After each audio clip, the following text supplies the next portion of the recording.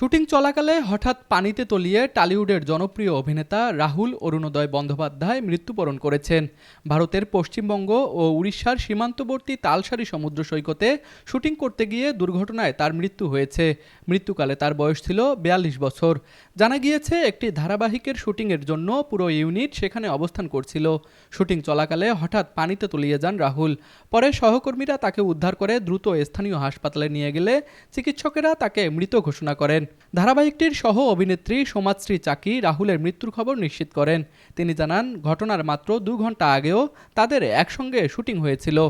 টেলিভিশনের পরিচিত মুখ রাহুল অভিনয় জীবন শুরু করেছেন থিয়েটার দিয়ে। বিজয়গড় থিয়েটার দলে রাজদর্শন নাটকের মাধ্যমে তার অভিনয়ের পথচলা শুরু হয়। পরে চিরদিনই তুমি যে আমার সিনেমায় অভিনয় করে বেশ জনপ্রিয়তা পান তিনি। এই ছবির সহশিল্পী প্রিয়াঙ্কা সরকারের সঙ্গে প্রেমের সম্পর্ক থেকে তাদের বিয়ে হয়। একসময় বিচ্ছেদের গুঞ্জন থাকলেও পরে সন্তানের কথা ভেবে আবার একসঙ্গে থাকতে শুরু করেন তারা। তাদের একমাত্র ছেলের নাম সহজ। অভিনয়ের পাশাপাশি সহজ কথা নামে একটি জনপ্রিয় পডকাস্ট অনুষ্ঠানও উপস্থাপনা করতেন রাহুল। দীর্ঘ বিরতির পর সম্প্রতি আবারও ধারাবাহিকে ফিরেছিলেন তিনি। সর্বশেষ ভোলে বাবা পার করেগা ধারাবাহিকে অভিনয় করে দর্শকদের প্রশংসা কুড়াচ্ছিলেন। তুষার আচার্য, বিনোদন ডেস্ক, RCTV।